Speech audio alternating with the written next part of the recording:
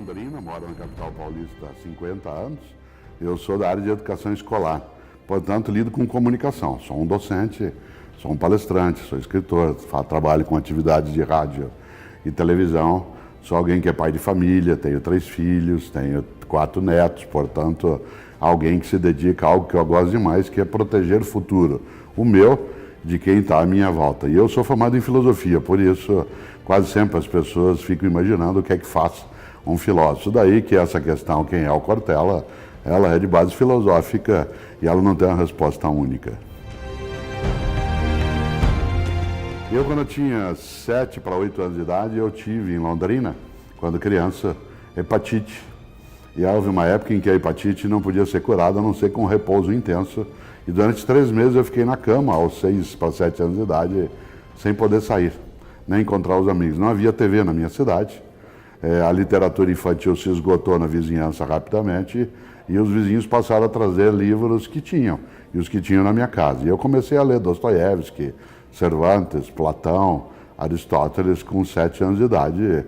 Claro que eu não entendia nada, mas aquilo ocupava o meu tempo num momento de absoluto tédio em que eu nem podia encontrar outras crianças. A partir daí, eu peguei um gosto filosófico e como hepatite é uma doença que vem do fígado, eu digo que a minha relação com a filosofia é figadal.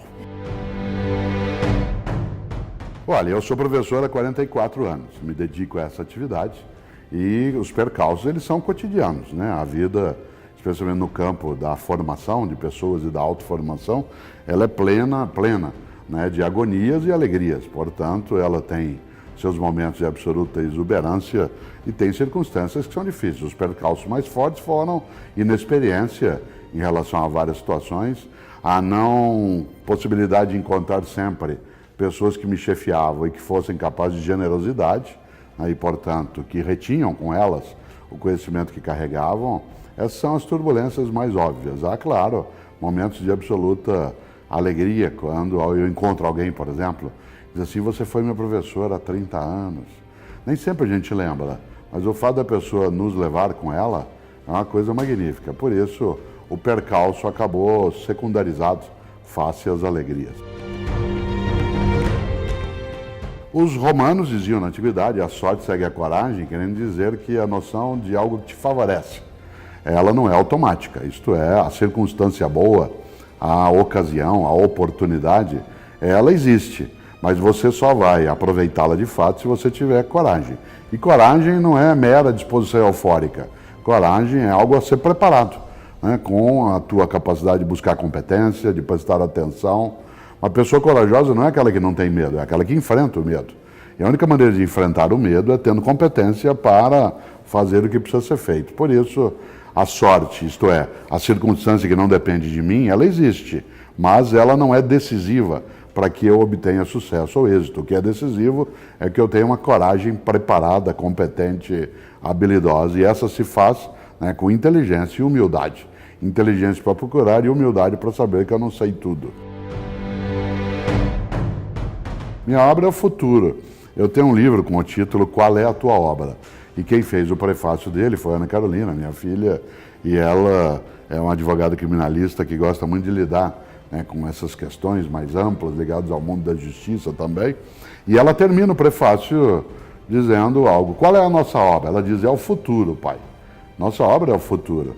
Milor Fernandes, o magnífico pensador carioca, ele que faleceu com 88 anos, mas quando ele tinha 80 anos, quando alguém dizia a ele: mas o senhor, com essa idade, ele dizia: atenção moçada, atenção moçada. Quando eu disser no meu tempo, eu quero dizer daqui a 10 anos.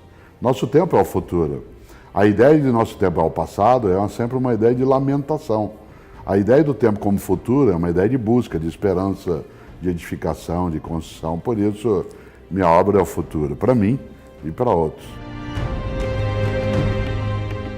Eu tenho vários deles. Um deles é a cada dia organizar mais a vida, de maneira que eu tenha uma convivência que seja mais próxima com meus filhos, netos, com a minha esposa Cláudia, né, com tudo aquilo que é o meu grupo de afetividade. Por outro lado, também eu tenho uma perspectiva. Eu sempre fui, caipira que sou, alguém que gostava e gosto ainda de jogar truco. Eu ensinei todos os meus filhos e todos os meus sobrinhos a jogar truco. Os meus planos para o futuro é ensinar meus netos também a fazê-lo. Ainda eles não estão na idade de entender de maneira mais intensa isso. Mas esse é o meu plano mais romântico, ensiná-los a jogar truco e depois derrotá-los. A capacidade de saber que a ideia de que nós somos, como lembrou de Humberto Eco, uma obra aberta, ela é uma possibilidade, né? Nós temos que ter na vida raízes, que é aquilo que nos alimenta, mas não podemos ter âncoras, que é aquilo que nos imobiliza. Eu, na minha história, tenho raízes, não tenho âncoras. Às vezes eu fico tentado a ter âncoras e ficar assim, no meu tempo, se eu pudesse. Mas isso é mera lamentação. Por isso, para eu me reinventar, como acontece e precisa sê-lo, é necessário que eu tenha a capacidade de saber que nós, ainda bem, não nascemos prontos. Sucesso é a capacidade de você encontrar naquilo que faz alegria por vivo estar. Evidentemente que eu sei, né, que a capacidade de acúmulo de patrimônio, né, o mundo das finanças, ele é importante, mas ele não é decisivo. Boa parte das coisas mais intensas da nossa vida, elas não estavam conectadas àquilo que é a posse material, né? Ela, em grande medida, a posse material, a propriedade, ela auxilia, né, a que você não tenha penúrias, desgastes, carências, mas ela não garante algo que eu me lembro sempre. Meu avô italiano, ele dizia, para a gente não esquecer, ele dizia sempre, o que você quer na vida? Ser o mais rico do cemitério, né? Nesse ponto de vista, não é que a parte do sucesso não tenha nela um componente de melhor condição, né, de vida no campo material, mas isso não é exclusivo, ao contrário, né, é necessário lembrar que algumas pessoas, como diz a antiga frase, elas são muito pobres, a única coisa que ela tem é muito dinheiro. Desse ponto de vista, o sucesso ele vem da possibilidade de você ver que você ou eu, na nossa vida, recusamos a mediocridade e, portanto, decidimos que naquilo que seremos, seremos o melhor de nós naquilo. Não necessariamente o melhor do mundo, mas o melhor de nós, sem dúvida. Lembrar que na história humana, a guerra civil não tem vencedor. Todas as guerras civis que a humanidade travou, e ela os trava, infelizmente, não tiveram vencedores, só sobreviventes. A Guerra Civil Norte-Americana terminou, entre aspas, formalmente em 1865, mas não terminou. As eleições em sequência de vários presidentes são sequências dessas batalhas, né? Você tem esse tipo de marca na Espanha, que viveu uma guerra civil intensa, no Líbano, várias regiões do planeta. Nosso país não teve essa experiência de modo mais marcante. Eu desejo que não tenha. Afinal de contas, como disse um dia o estupendo Mahatma Gandhi, olho por olho, uma hora acabamos todos cegos. Que a ideia de jovem, ela acima de qualquer coisa, ela não pode ser vivenciada como se ela fosse eterna. Claro que o espírito da juventude, isto é, a inventividade, a alegria e em algum momento até, né, a capacidade de fazer aquilo que pareceria insano, né, é algo que precisa estar conosco. Mas eu, Cortella, quero ter um espírito de jovem, mas eu não quero ser jovem. Eu já o fui, gostei muito quando o fui, eu quero manter em mim alguns dos espíritos que o jovem carrega e não quero outros de modo algum, como alguma inconsequência, alguma percepção de que a vida ela se resolve sem um esforço tão denso, de que há coisas mágicas que de repente vêm e chegam e resolvem para mim tudo que precisa ser resolvido. Então, ao jovem, eu digo, seja jovem, e quando deixar de sê-lo, mantenha parte do espírito, mas não todo ele. Eu quero, além de toda a minha obra de pensamento, de reflexão, eu quero deixar aquilo que é a possibilidade de alegria.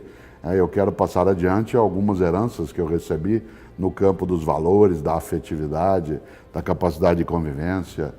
Meu legado, acima de qualquer coisa, é entender que quando eu me for, eu quero que a divindade seja capaz de dizer para mim duas coisas. A primeira delas, eu gostaria muito que ela dissesse que assim, nossa, como você demorou. E a segunda seria, que bom, Cortella, você fez por merecer aquilo que recebeu.